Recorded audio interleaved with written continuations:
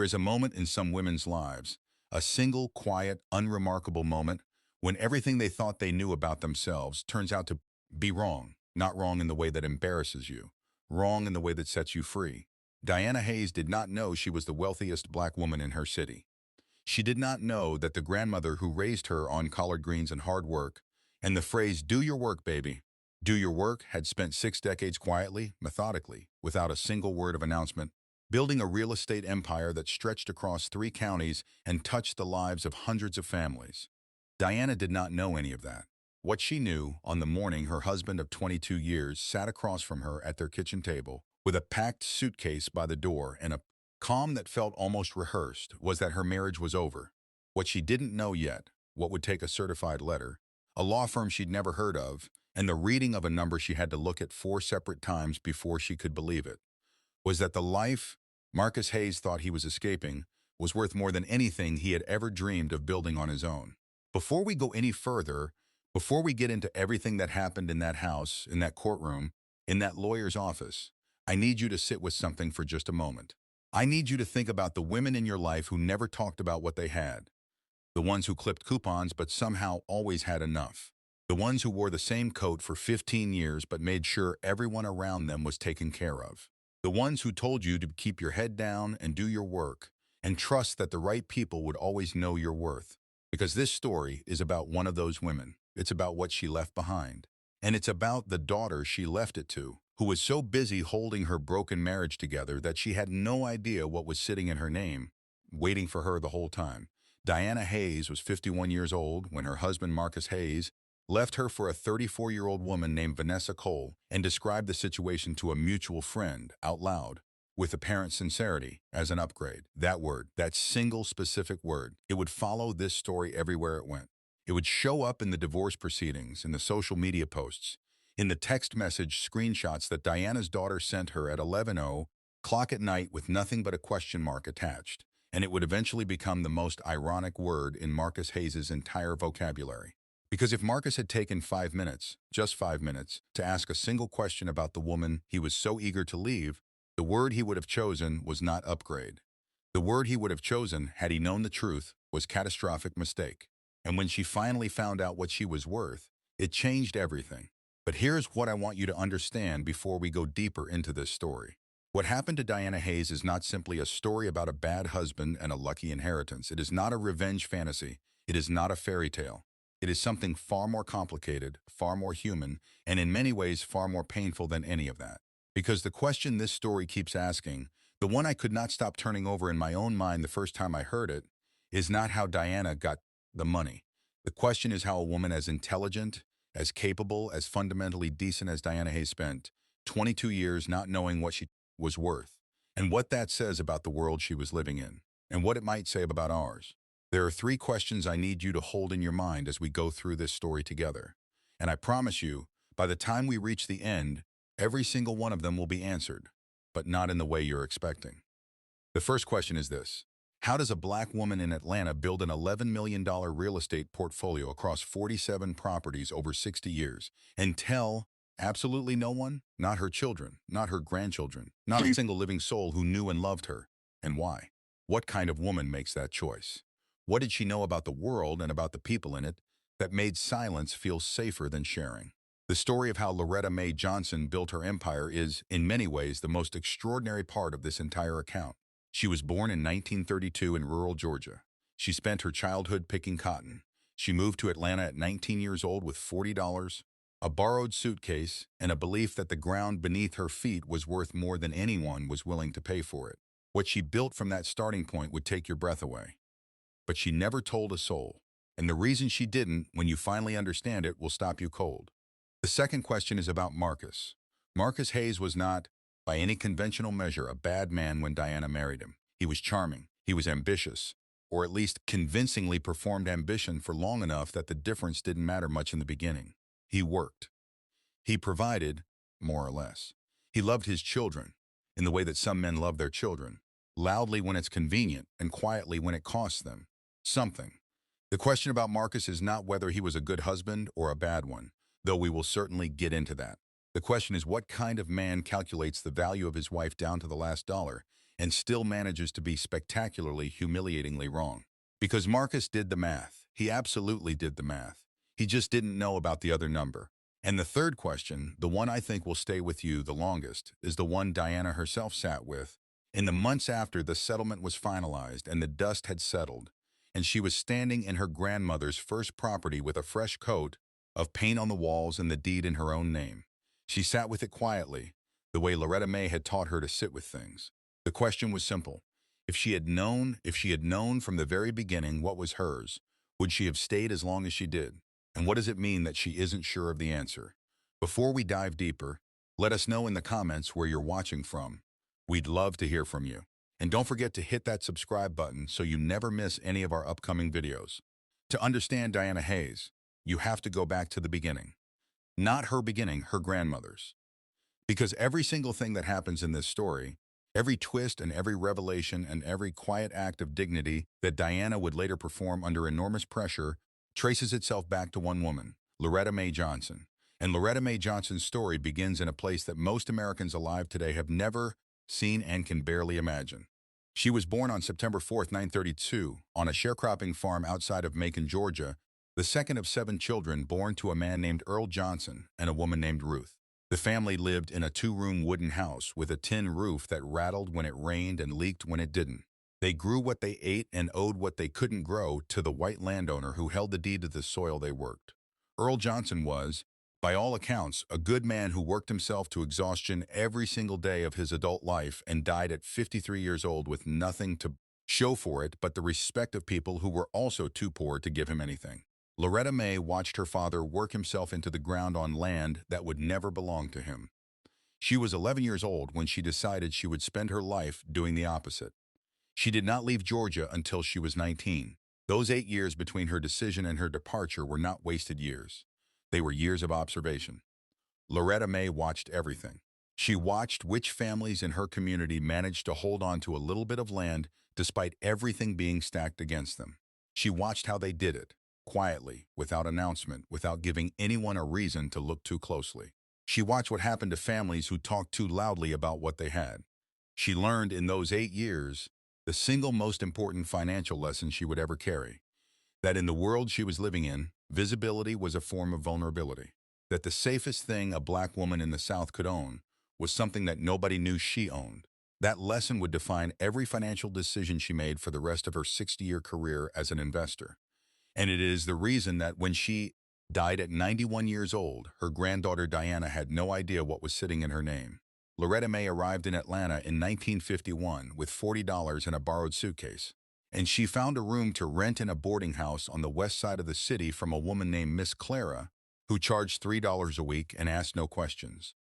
Loretta got a job cleaning office buildings on the overnight shift, 5 nights a week, $7 a shift, cash in an envelope every Friday. She opened a savings account at a small black-owned bank on Auburn Avenue and deposited $4 every single week without exception. Not because $4 was a lot, because consistency was the only form of power she had. She lived on the rest. She did not eat out. She did not buy things she did not need. She wore the same 3 dresses to work in rotation and kept them so clean and pressed that her supervisor once mistook her for management. She did this for 4 years. She saved every dollar she could. And in 1955, she bought her first property. It was not a grand gesture. It was a 3-bedroom house in a working-class neighborhood on the west side of Atlanta. A house that needed a new roof, new plumbing, and a back door that could actually close all the way. She paid $1,200 for it. She had saved every cent herself. She did not move into it. She found a family who needed a place to live, charged them a fair rent, and used that rent to save toward the next property.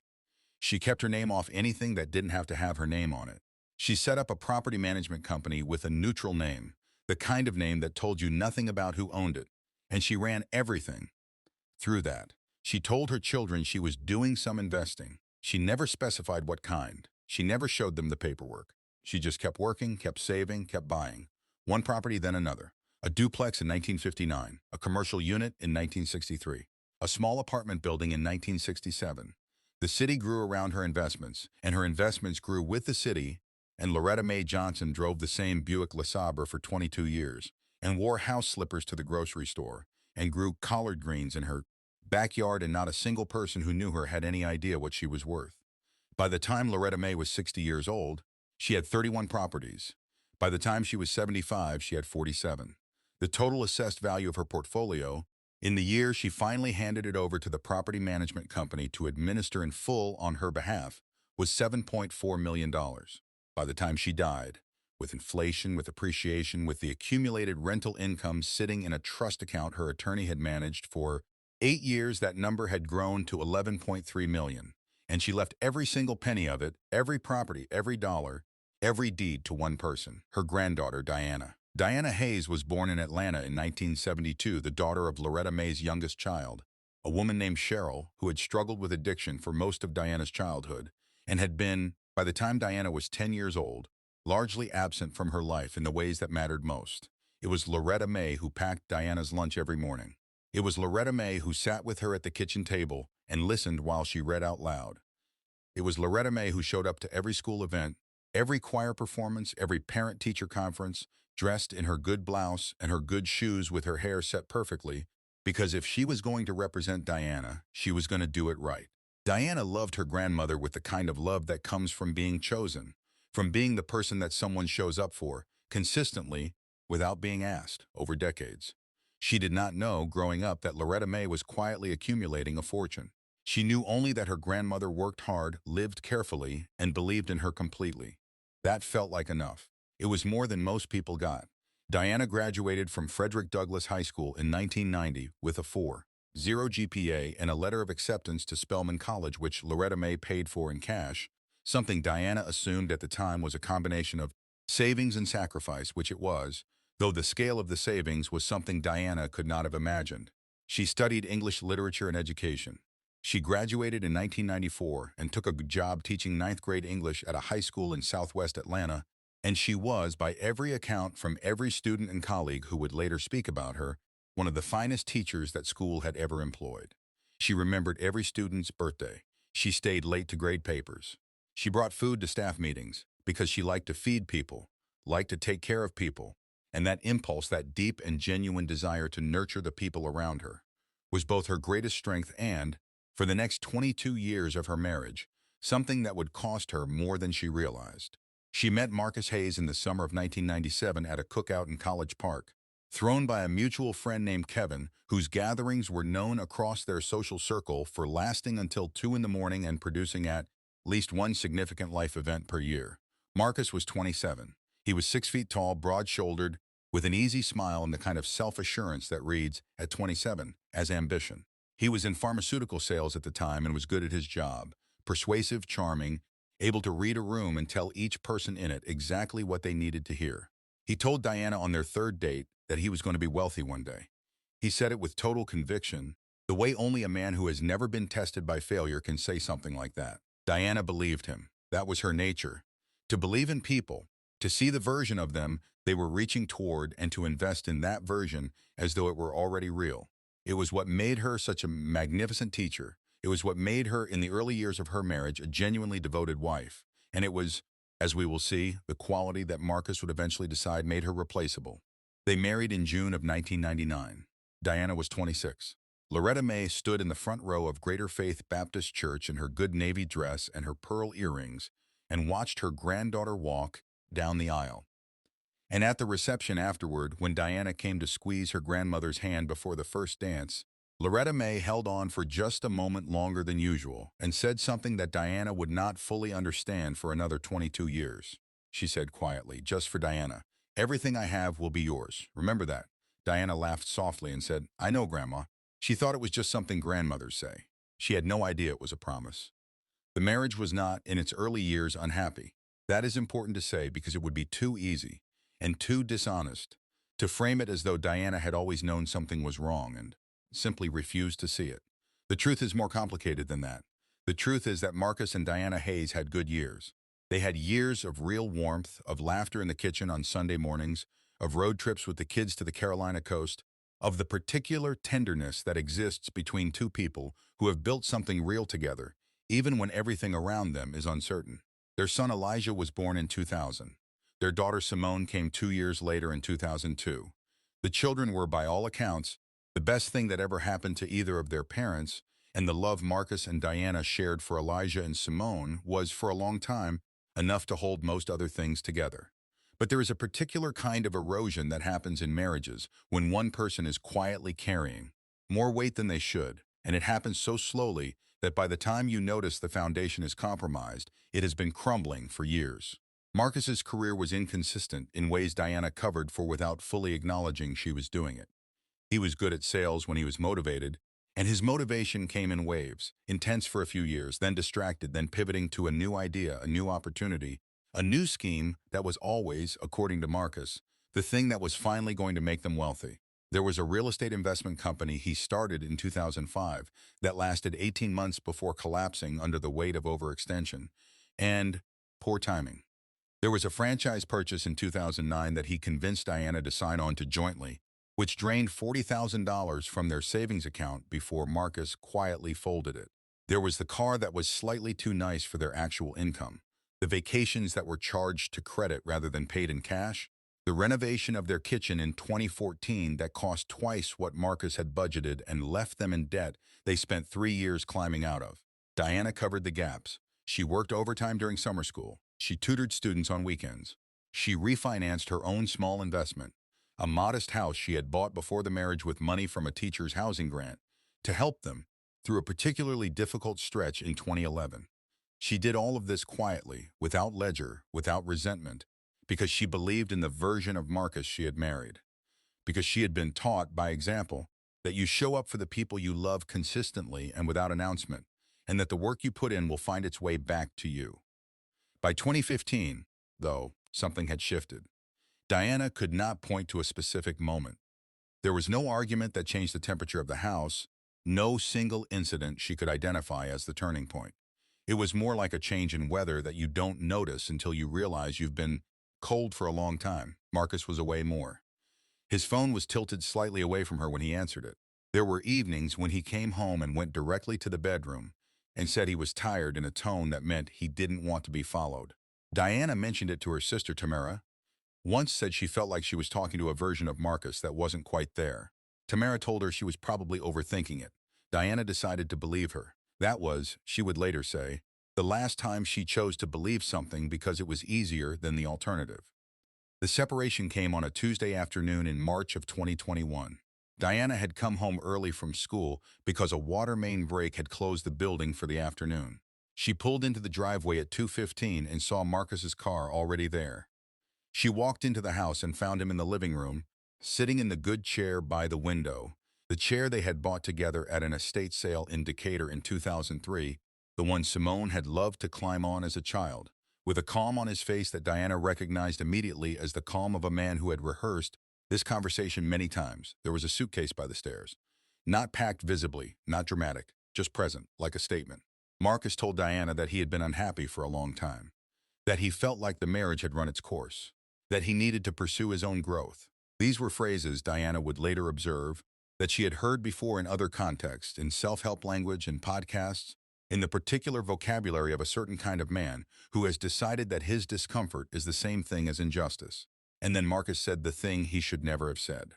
He said there was someone else. He said her name was Vanessa. He said Vanessa was younger, and that she understood him in ways that were important to him right now in his life. And then, with the suitcase sitting by the stairs, and the afternoon sun coming through the window, and 22 years of marriage in the room between them, Marcus Hayes looked at his wife and told her that what he and Vanessa had was, in his words, an upgrade situation. Diana did not scream. She did not cry, not in front of him. She did not throw the glass of water that was sitting on the coffee table, though she would later say the thought crossed her mind. She went completely still. Her hands, which had been folded in her lap, stayed folded. She looked at Marcus for a long moment, long enough that he shifted in the good chair and broke eye contact first. And then she said very quietly, "Get out of my house." Marcus started to explain that he wanted to handle this maturely, that he hoped they could co-parent with dignity, that there were financial matters they would need to discuss. Diana said it again, "Get out of my house." He took the suitcase. He left. The door closed. And Diana sat in the living room in the afternoon light, in the silence, until the sun went down and the room went dark, and she did not move for a very long time. The weeks that followed were the kind that nobody writes about, honestly, because they are not dramatic in any way that makes for easy storytelling. They are just heavy. Diana went to work every day because her students needed her, and because the alternative, lying in a house that suddenly felt like a museum of a life she was no longer living, was worse than the effort of getting up and getting dressed. She called her sister Tamara, who drove over immediately and stayed for a week. She called her friend Rhonda, who brought food she didn't need to be asked to bring. She did not call Marcus's mother, Margaret, who called her first, not to offer comfort but to tell Diana, with the careful diplomacy of a woman who had chosen a side and needed Diana to understand which one, that she hoped Diana would reflect on what she might have done differently to keep her son engaged in the marriage. Diana thanked her for calling. She hung up the phone. She did not call back. Simone, who was 19 at the time and home from her first year of college, found out from a text her father sent and called Diana from her dorm room at midnight, crying, furious in the particular way of a daughter who has just discovered that her father is less than she believed him to be. Elijah, 24, and trying to build a relationship with both of his parents, called Diana on a Sunday morning and said he loved her, and that he was sorry and that he didn't know what to say. Diana told him he didn't need to say anything, that she loved him, that this was not his weight to carry. Within 30 days of leaving, Marcus and Vanessa were publicly together. There were photographs, not many but enough. A dinner at a restaurant in Midtown that a mutual acquaintance photographed and sent to Diana without being asked.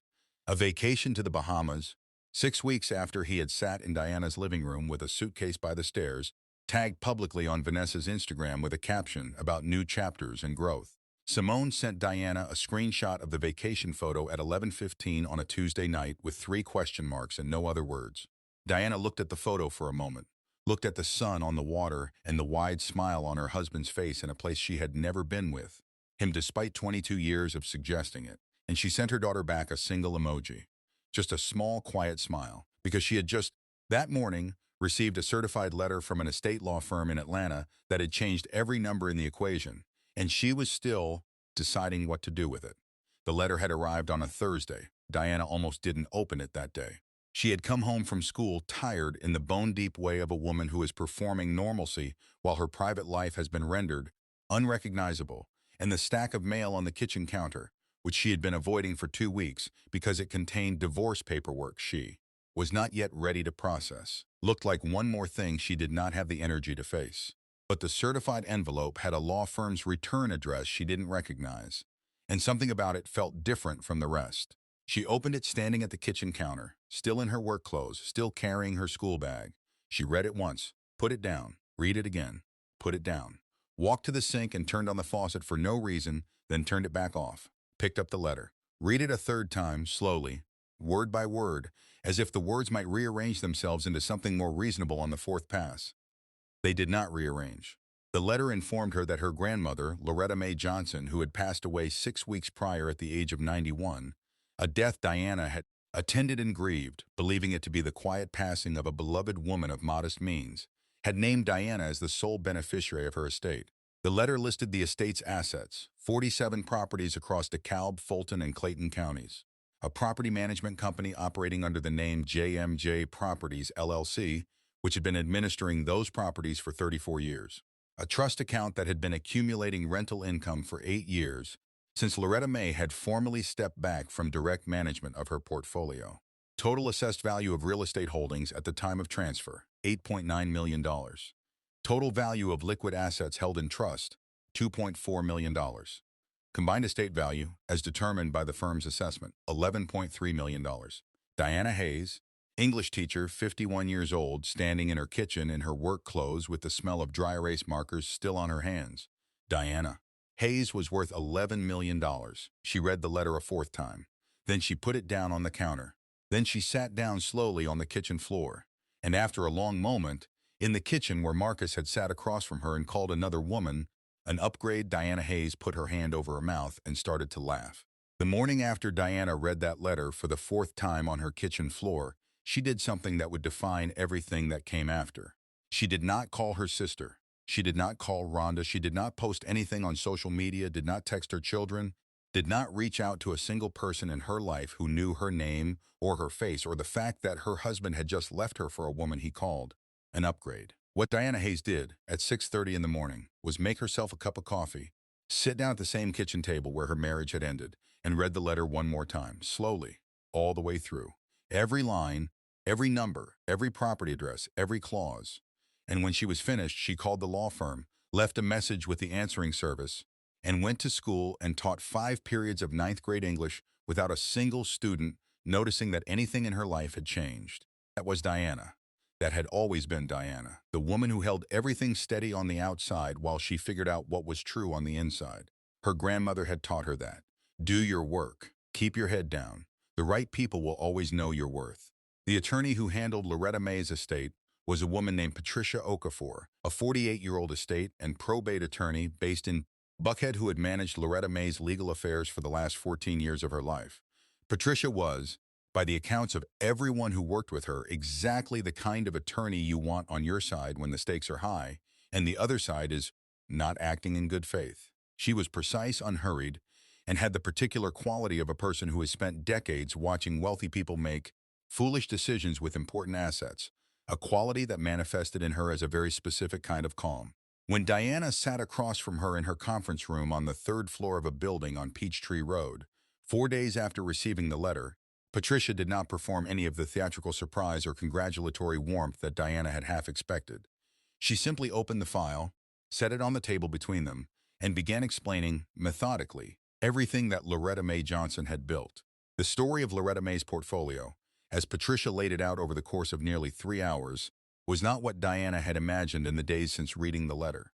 Diana had half constructed, in her mind, a picture of a woman who had gotten lucky once, who had perhaps bought a house or two, and held them for long enough that appreciation had done the rest. What Patricia described was something else entirely. It was a 60-year exercise in patience and precision that bore more resemblance to an institutional investment strategy than anything a woman working overnight cleaning shifts in 1951 should have been able to execute. Loretta Mae had never taken out a mortgage she could not service independently. She had never borrowed against equity to fund consumption. She had never bought a property without first visiting it, walking the street, speaking to the neighbors, and sitting in the car across from it for 20 minutes deciding whether it felt like something worth protecting. She had maintained meticulous records, folders organized by property and by year going back to 1955, stored in a fireproof safe in her bedroom closet that Patricia had overseen the cataloging of following her death. And she had kept every single one of these actions completely invisible to the people who loved her most, not out of secrecy for its own sake, but out of a philosophy she had expressed to Patricia directly, more than once, over the 14 years of their working relationship. Loretta Mae had told her, "I don't tell my family what I have because I don't want them to wait on it. I want them to build their own. And when they need what I've built, they will be ready for it." Diana sat with that for a long moment when Patricia said it. She asked Patricia to repeat it. Patricia did. And Diana, who had spent the last 6 weeks feeling like the ground had been pulled out from under her, felt something shift in her chest that she would later describe as the sensation of understanding something you had always been living inside of but had never been able to name. Her grandmother had not hidden the money from her. Her grandmother had protected her from the money, had kept it invisible until the moment Diana needed it most, until the moment Diana had been through enough of her own fire to be ready to carry what Loretta Mae had built. She thought about the line at the reception, "Everything I have will be yours. Remember that." Loretta Mae had known at Diana's wedding that this moment was coming, not the specific shape of it, not Marcus, not Vanessa, not the word upgrade, but the shape of the need. The moment when Diana would require something more than love and hard work to stand back up. Loretta Mae had been building that something for 60 years. Patricia walked Diana through the portfolio property by property. 23 residential rentals, ranging from single-family homes to small multi-unit buildings. 14 commercial units, including 3 strip mall spaces, 4 professional office suites, and 7 mixed-use storefronts in neighborhoods that had appreciated significantly over the past 15 years. 8 residential properties in newer developments purchased between 2001 and 2009, which Loretta Mae had identified as growth corridors before most investors had caught on. 2 larger mixed-use developments on the south side of the city that a commercial real estate developer had approached the estate about purchasing the prior year, an offer that Patricia had declined on Loretta Mae's instructions, citing a clause in her estate management directive that stated no property was to be sold within 2 years of her death, giving her airtime to understand what they had before deciding what to do with it. All 47 properties were paid in full. There was no outstanding debt on a single one of them. Loretta Mae had paid off every mortgage, every lien, every obligation, and transferred the portfolio to her estate clean. Diana asked one question before they moved on. She asked, "Does Marcus know about any of this?" Patricia checked the file and confirmed what Diana had already suspected, that Loretta Mae's estate had been managed under the JMJ Properties LLC umbrella for so long and with such deliberate anonymity that nothing connecting the portfolio to Loretta Mae Johnson personally appeared in any public-facing record. The properties were held in the company name. The trust was private. The will had been sealed pending probate. Marcus Hayes, who had spent 22 years sleeping under the same roof as Loretta Mae's granddaughter, and attending Loretta Mae's Thanksgiving dinners, and accepting her handmade sweet potato pies and birthday cards signed with the same looping cursive, had not the faintest idea that the woman he had called too simple for an upgrade was the wealthiest person he had ever met. Diana nodded slowly when Patricia confirmed this. Then she said, "Good, keep it that way for now." Patricia made a note. Diana picked up her coffee cup. They continued. In the weeks that followed that first meeting, Diana began to understand, quietly, systematically, in the way Loretta Mae had taught her to understand things, the full dimensions of what she had inherited. She hired a forensic accountant, on Patricia's recommendation, to audit the trust and provide an independent valuation. She began meeting with the property management company, a firm run by a man named Gerald Webb, who had managed Loretta Mae's portfolio since 1989 and who greeted Diana at their first meeting with what appeared to be genuine relief, as though he had been waiting a long time for someone who would take this as seriously as Loretta Mae had. She asked Gerald to walk her through every property, every tenant relationship, every maintenance backlog, every lease agreement that was due for renewal. She took notes. She asked questions that surprised him with their precision. Questions about occupancy rates, about capital reserve ratios, about the neighborhoods where appreciation had slowed and what the indicators had been before it happened. Gerald later told Patricia that Diana had shown up to that first meeting like a woman who had been thinking about real estate for 20 years. He didn't know she had been watching her grandmother for 40. Meanwhile, on the other side of the city, Marcus Hayes was running his own calculations. The divorce proceedings had formally begun in April, 6 weeks after he had left the house, and his attorney, a man named Stuart Bellamy, who had a reputation in Atlanta family law circles for aggressive asset discovery and an approach that one opposing counsel had once described as enthusiastically creative, came in with a filing that made clear Marcus had thought carefully about what he expected to receive.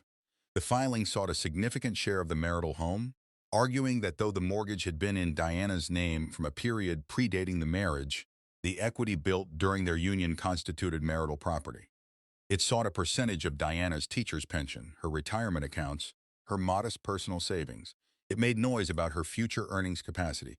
Stuart Bellamy filed motions that required response, issued discovery requests that demanded documentation, and generally operated as though Diana Hayes was a woman of limited means and even more, limited options, a middle school teacher, essentially, whose best outcome was a clean exit with something reasonable in her pocket and the house to live in. What Stuart Bellamy did not know, because Diana had not yet been required to disclose it, was the inheritance. Under Georgia law, an inheritance received by one spouse, if kept separate from marital funds, is generally considered separate property and not subject to equitable division in a divorce. The $11.3 million that Loretta Mae Johnson had deposited into Diana's life via a certified letter had arrived after the separation date and had never been commingled with any marital asset. Patricia Okafor had been clear about this from the first meeting. The estate was Diana's, fully, legally, without ambiguity. Marcus Hayes could file every motion Stuart Bellamy was capable of drafting, and not one of them would touch a single deed in the JMJ Properties portfolio. But Diana had not disclosed any of this yet. She had answered discovery accurately, as required, and had done so in a way that was technically complete without being strategically revealing. She was waiting, not out of cruelty, out of the same instinct Loretta Mae had operated on for 60 years. Don't show what you have until you understand what the other person intends to take. The rumor reached Marcus in early June, through a mutual acquaintance named Darius, who had heard something vague and secondhand from a man who worked in commercial real estate and had noticed the flurry of activity around the JMJ Properties portfolio following Loretta Mae's death. The rumor was not specific. It was the kind of rumor that floats around social circles in a particular way. Half information, half inference, carried by people who enjoy knowing things before other people do. What Darius told Marcus was simply this, that Diana might have come into some money. Not how much, not what kind, just that there was something. Marcus called Diana that evening for the first time since the day he had packed his suitcase. She answered on the third ring. He asked, in a voice that was working very hard to sound casual, whether it was true that she had received some kind of inheritance. Diana said yes. Her grandmother had left her some things. He asked how much they were talking. She said, enough. He said he thought they should discuss the possibility of reconciliation, that he had been doing a lot of thinking and felt they had both perhaps been too hasty. Diana was quiet for a moment. Then she said, Marcus, goodbye. And she hung up. And she sat at the kitchen table for a long time after that, the same table, the same chair. And she felt, for the first time since this had all begun, something that was not grief and not rage and not numbness. What she felt, sitting in the quiet of her kitchen with the phone in her hand, was something very close to peace. Not because of the money. The money was not what produced the peace. The peace came from something else. It came from understanding, in that moment, that Marcus Hayes had never once in 22 years seen who she actually was, and that his failure to see her was not her failure to be visible. She had been right there the whole time. He had just been looking in the wrong direction. There was one more complication before the settlement. In late June, a man named Raymond Greer appeared, a distant cousin of Loretta Mae's through a branch of the family Diana barely knew, a man in his mid-50s who lived in Savannah and who had, according to his own account, been promised verbally by Loretta Mae at some unspecified point in the past that he would be remembered in her estate. Raymond did not have documentation. He did not have a witness whose account could be verified. He had a story, told with a great deal of feeling and a very thin evidentiary foundation, about a conversation he claimed to have had with Loretta Mae at a family reunion in 2009 in which she had allegedly told him that she had some property she wanted to leave him. Patricia reviewed his claim in its entirety and gave Diana her professional assessment in 4 words. This will not stand. It did not stand. The probate court reviewed Raymond's claim in August and dismissed it with minimal ceremony. His documentation was insufficient, his timeline was inconsistent, and the will, which Loretta Mae had updated as recently as 18 months before, her death with full testamentary capacity certified by 2 witnesses and a notary, made no mention of Raymond Greer by name or description. The dismissal was clean. Patricia called Diana to tell her. Diana thanked her and asked about the timeline for the full estate transfer. Patricia said it would be complete within 60 days. Diana went back to her lesson planning. But for 3 weeks, while Raymond's claim was pending, Diana had sat with something she had not expected to feel. She had sat with the fear, the old, familiar, bone-level fear of a woman who has been told she is not enough, that even this, even the thing her grandmother had built for her across 60 years of discipline and sacrifice and silence, might be taken. It was the cruelest echo of everything that had happened with Marcus. The feeling of having something that was genuinely hers, that had always been hers, questioned by someone who believed his need was more legitimate than her claim. She talked to Tamara about it one night, sitting on Tamara's back porch in the dark.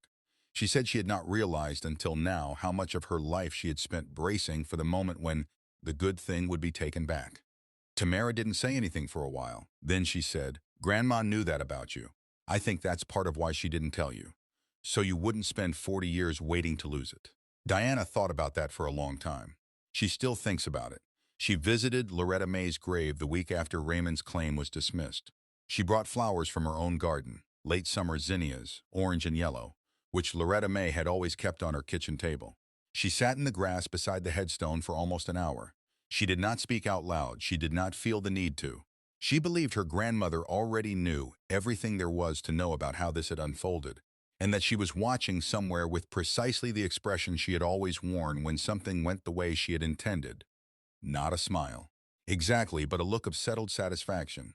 The look of a woman who has done the work and is watching it pay out exactly as calculated. Diana picked one of the zinnias and laid it against the headstone. Then she got up, brushed the grass from her knees, and drove home. She had a meeting with Patricia in the morning. The divorce settlement was finalized on a Wednesday morning in October, 8 months after Marcus had sat in the living room with his suitcase and his rehearsed calm and his word, upgrade, that had permanently altered the trajectory of both their lives, though not in the direction he had intended. Diana arrived at the mediation with Patricia Okafor and a family law attorney named Denise Whitfield, who had been recommended to Diana by 3 separate people and who had a reputation in Atlanta divorce proceedings for being, as one opposing counsel had put it on the record, uncommonly thorough. Denise was 53, wore glasses she only used when she was reading, and had the quality Diana most admired in people, the quality of being completely unbothered by pressure. Stuart Bellamy arrived representing Marcus. Marcus did not attend. In Georgia divorce proceedings, clients are not required to be present for mediated settlements, and Marcus, Denise had been told, was traveling for work. The settlement negotiation lasted 6 hours. The early hours were occupied by Stuart Bellamy's opening positions, which were, as expected, aggressive. He argued for a division of marital assets that included the house, Diana's retirement accounts, a share of her future income for a period of 5 years, and an argument raised with a confidence that suggested he had not yet fully processed the discovery documents Diana's team had provided, that Diana's recently transferred inheritance should be considered marital property on the grounds that Diana's relationship with Loretta Mae had been a joint marital relationship in which Marcus had also participated. This argument, Denise later told Diana, was the weakest position she had encountered in 22 years of family law practice. Patricia Okafor quietly placed a supplementary document on the table, demonstrating the complete chain of title for the JMJ Properties portfolio, including the dates of acquisition for each property, all of which predated the marriage by decades, and the date of the estate transfer, which postdated the legal separation by 11 days. Marcus Hayes had zero legal claim to a single acre of what Loretta Mae Johnson had built. Stuart Bellamy asked for a recess. He and his paralegal were in the hallway for 45 minutes. When they came back, the opening positions had changed considerably.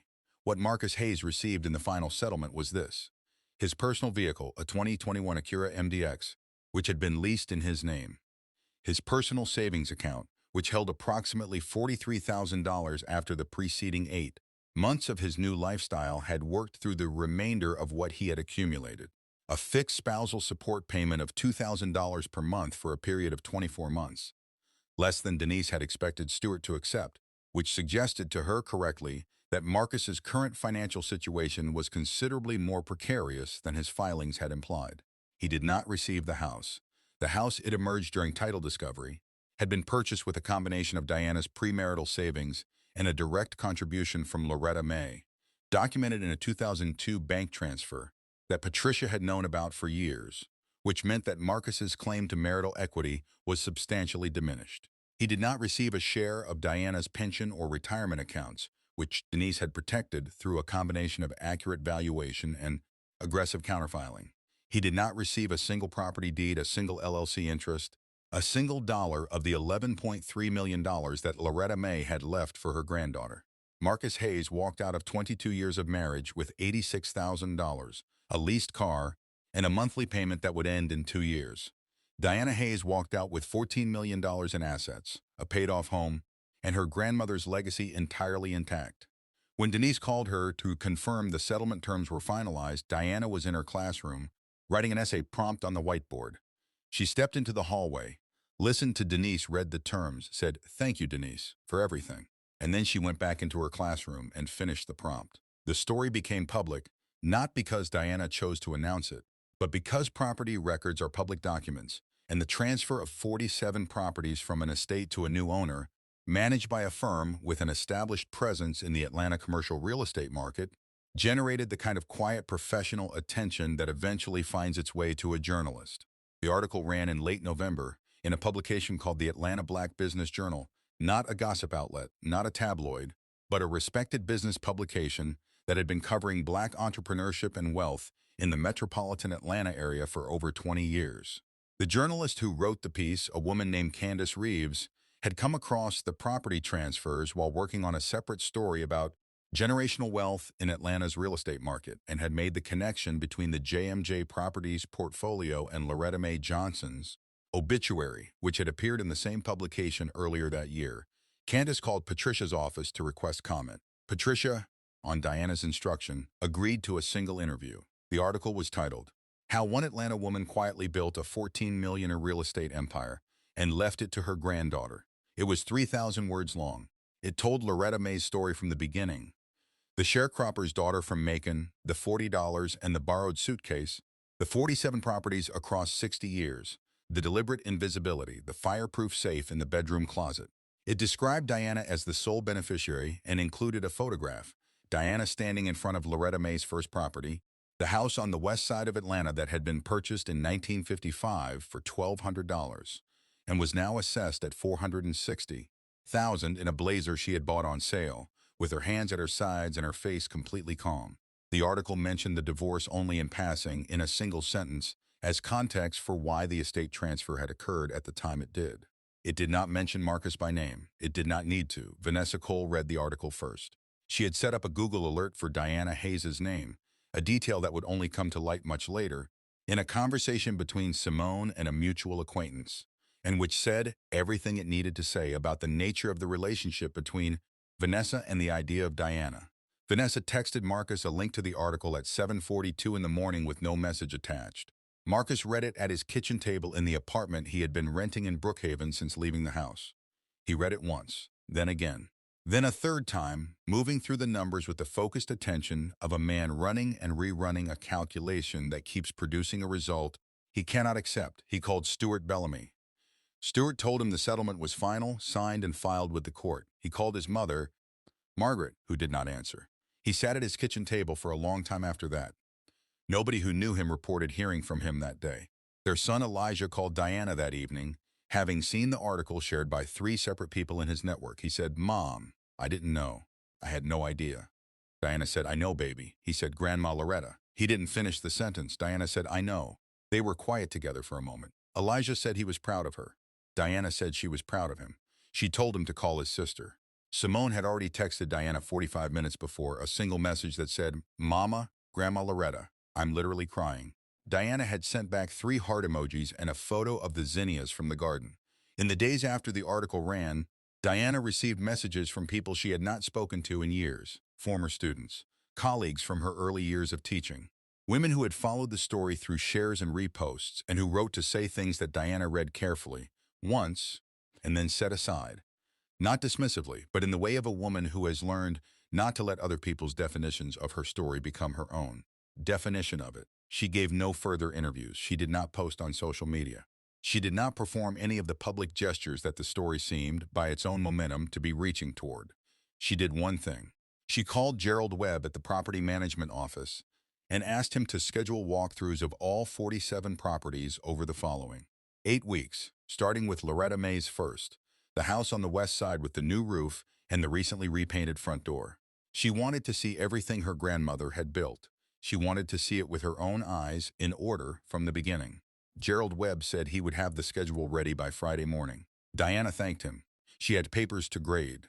Here is what Diana Hayes did not do after the settlement, after the article, after the notifications and the messages and the quiet seismic shift in her social world that followed the revelation of who she was and what she had. She did not buy a bigger house. She did not book a first-class flight somewhere warm, though her sister strongly encouraged this. She did not post a single photograph of her new financial reality on any platform. She did not at any point describe herself using the number attached to her name. What Diana Hayes did in the months following all of it was something that looked, from the outside, almost like nothing had changed. She got up every morning, she made coffee, she went to school. She taught 5th period English to 9th graders who were reading Zora Neale Hurston for the first time, and she watched their faces when they encountered a sentence that surprised them, and she felt the same thing she had always felt in those moments, which was that this right here was the reason she had chosen this life. Her grandmother had given her the freedom to do anything, and this was what she chose. But things were changing. They were just changing in the way Loretta Mae's things had always changed, quietly, methodically, without announcement. Diana took a semester of sabbatical leave in the spring following the settlement. She used those 5 months to do what she had told Gerald she was going to do. She walked every property. She met every property manager. She reviewed every lease. She sat in the car outside each building and asked herself the question she imagined Loretta Mae had asked, standing in front of each of these addresses decades before. Is this worth protecting? Every single time, the answer was yes. She began making decisions, not dramatic ones. She did not sell anything. She did not restructure the entire portfolio, or bring in a development firm, or pursue any of the higher yield strategies that several financial advisors whom she met with and carefully thanked and did not hire recommended with obvious enthusiasm. What she did was tend to it. She identified deferred maintenance across 14 of the residential properties, issues that had been noted in reports but not yet addressed, the kind of slow accumulation of small problems that eventually becomes one large problem if left alone. She contracted local repair companies, several of them black-owned, to address each issue systematically. New roofs on 2 properties. Updated HVAC in 3 of the apartment buildings. Full interior renovation of a duplex in East Point that had sat partially vacant for 2 years because the condition made it difficult to attract tenants at a fair rate. Diana funded it all out of the trust account reserves and tracked every dollar personally. She made one policy decision that Gerald Webb noted in his records as unusual relative to the general practice of the portfolio. In the 11 residential properties that housed long-term tenants, people who had been renting from JMJ Properties for more than 10 years, some of whom had originally signed leases with Loretta Mae herself. Diana capped rent increases at 3% annually for a period of 5 years, regardless of market conditions. Gerald told her that several of those properties were significantly below market rate, and that she was leaving meaningful income on the table. Diana said she understood. She said her grandmother had always charged fair rents, and she intended to continue that practice. She said that if the properties needed to be subsidized by income from other parts of the portfolio to maintain that practice, she was prepared to do that. Gerald made a note in the file. He did not argue.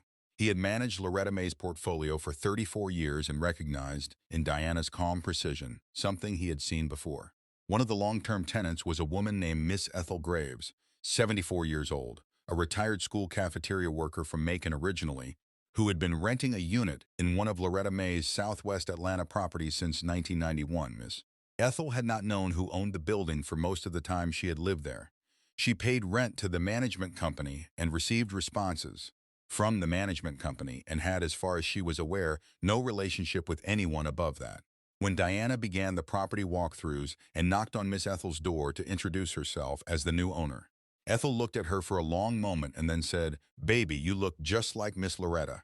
Diana stood in the doorway of that unit and felt something move through her that she could not name precisely. Not grief exactly, not joy exactly, but something that contained both and was larger than either. She asked Miss Ethel if she had known Loretta Mae personally. Miss Ethel said, "She came by herself once back in maybe 97 or 98. Just knocked on the door, introduced herself, asked if everything was all right. I didn't know who she was until she said she owned the building. She sat at my kitchen table for 30 minutes and drank a glass of sweet tea and never once made me feel like I owed her anything." Diana asked if she could come in for a minute. Miss Ethel opened the door wider. Diana sat at her kitchen table and stayed for 2 hours. Marcus Hayes's life in the same period was following a trajectory that nobody who had known him well could claim was surprising. The Acura lease came up for renewal and he did not renew it, opting instead for a used vehicle that fit more comfortably within his actual budget. The apartment in Brookhaven, which had been priced at a level consistent with the lifestyle he had imagined for his post-marriage chapter, became a source of quiet financial pressure as the months passed, and the spousal support payments provided less cushion than he had anticipated, and his sales position underwent a regional restructuring that resulted in his territory being reassigned and his commission structure being renegotiated downward. By the following spring, Marcus had moved to a smaller apartment in a different part of the city and had taken a different sales job, a step. Sideways, possibly a step back, the kind of move that people who know you notice even when nobody says anything. The vacation photos with Vanessa had stopped appearing in late November, around the same time the article ran. By January, Vanessa's social media had returned to the neutral, unpopulated quality of a person who has retreated back into private life. Mutual acquaintances reported, when asked, that Marcus and Vanessa were no longer together, but nobody seemed to know the specifics and Marcus was not offering them. He sent Elijah and Simone Christmas cards. Elijah texted him back. Simone did not. This is not a story about Marcus getting what he deserved. That framing would be too simple, and it would miss the point that actually matters. Marcus Hayes is not a villain in the operatic sense. He is something more ordinary and, in a way, more instructive. He is a man who looked at a woman and measured what she was worth using only the instruments available to him, and those instruments were not good enough for the job. He saw Diana's salary. He saw her house. He saw the car she drove, and the clothes she bought on sale, and the life she lived without extravagance. And he calculated a number, and he decided the number was not enough. He never thought to ask about Loretta Mae. He never thought to ask what the woman across from him had come from, what she had been shaped by, what was sitting in her name that she hadn't mentioned, because nobody had ever asked. He made the mistake that a certain kind of person always makes when they look at a quiet woman living carefully. He confused her restraint for limitation. He thought her stillness was smallness. He was wrong in every direction it was possible to be wrong. And the consequences of that error were not dramatic. They were not cinematic. They were just quietly, permanently the rest of his life. Diana returned to teaching in the fall, as she had planned from the moment she took the sabbatical. Her colleagues were, as she had expected, surprised. Several of them asked, with varying degrees of delicacy, whether she had considered other options now that her circumstances had changed. Diana told them she had considered them. She had decided this was what she wanted. The principal, a woman named Dr. Lorraine Hicks, who had worked with Diana for 11 years, and who had been privately hoping Diana would return, put her back in fifth period with the ninth graders and did not make a ceremony of it. The students did not know what had happened. They just noticed, as students always notice things about Diana, that she seemed a little steadier than she had been the year before, a little more settled inside herself. One student, a girl named Brittany who read every book Diana assigned twice before class and left notes in the margins about things she disagreed with, asked Diana during a free period at the end of the semester whether she was happy. Diana looked at her for a moment and said, "Yes, I think I am." Brittany wrote it in her notebook. Diana saw her do it. The scholarship was established quietly in January of the year following the settlement. Diana named it the Loretta Mae Johnson Foundation Scholarship, though in conversation she always called it by its informal name, which came from her grandmother's only financial advice, the Do Your Work Scholarship. It offered $50,000 annually to black girls in the Atlanta metropolitan area, pursuing any field of study they chose. No essay requirement, just a letter of intent, 2 pages in the applicant's own words, describing what they were working toward and why. Diana read every letter personally. She had received 214 applications in the first year. She funded 12. She read the remaining 202, made notes on each one, and asked her foundation administrator to find additional funding sources for the following year so that the number could grow. She kept the letter from the first recipient, a 17-year-old girl from Vine City named Jasmine, who wanted to study architecture and had written, in her letter of intent, that she had grown up watching buildings and wondering who had decided what they looked like, and why nobody had ever asked the people who lived in them, pinned to the bulletin board in her classroom, next to the quote from Zora Neale Hurston she had kept there for 19 years. There is one more thing to say about Diana Hayes, and it is the thing I find myself returning to when I think about this story. In the year after everything was settled, the divorce, the estate, the article, the scholarship, all of it, a journalist from a larger publication called Diana to ask for a follow-up interview. The journalist wanted to do a longer piece about generational wealth, about Loretta Mae's story, about what Diana's experience said about black women and inheritance, and the particular invisible labor of women who build things in silence. Diana agreed to a phone call. At the end of the call, the journalist asked her one final question. She said, "If you could say one thing directly to the women watching you from the outside, the women who are maybe in the middle of their own version of this story right now, what would it be?" Diana was quiet for a moment. Then she said, "Do your work. Keep your head down. The right people will always know your worth." The journalist asked where that came from. Diana said, "My grandmother." And then she said goodbye and went back to grading papers. And that is the story of Diana Hayes. I have been sitting with it for a long time, trying to decide what the right thing is to say at the end of it, trying to decide what this story is actually about. At its core, underneath the numbers and the legal filings and the 22 years and the word that Marcus said out loud and that followed him everywhere he went, after he said it. And I keep arriving at the same place. I keep arriving at Loretta Mae, a woman born in 1932 on a sharecropper's farm in Georgia who died 91 years later, having quietly, invisibly, across 60 years of discipline and patience and absolute refusal to let the world define the ceiling of what was possible for her, built something that would outlast every obstacle she had ever faced and land, at the exact right moment, in the exact right hands. She did not announce it. She did not need applause for it. She did not wait for anyone's permission or validation or recognition. She just did the work every day in the way she had decided it needed to be done, and she trusted that the person she had built it for would be ready when the time came. And Diana was ready, not because of the money, because of everything that had happened before the money, because of the 22 years and the covered gaps and the tutoring on weekends and the classroom she went back to every morning while her life was coming apart, because of the kind of woman Diana already was before she ever opened that letter. I want to ask you something directly, and I want you to think about it honestly before you answer, because I think it is the question this whole story has been building toward. If you had been Diana, if you had spent 22 years loving someone who ultimately couldn't see you clearly, and then discovered, in the middle of the hardest chapter of your life, that you were worth far more than you had ever been told? Would it have changed how long you stayed? Would it have changed what you asked for? Would it have changed how you saw yourself? I don't think there is a clean answer. I don't think Diana has a clean answer either.